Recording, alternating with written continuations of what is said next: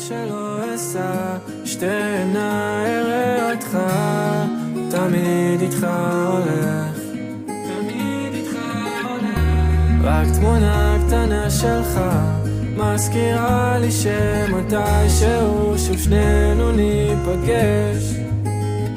קשה מדי לבטן להקל את האבדה, ויותר מדי לילות מרגיש שזה קרה אתמול. איך כולם מסביבי פה מדברים על האבדה, רק לפני חצי שעה הם עוד כיסו את הארון.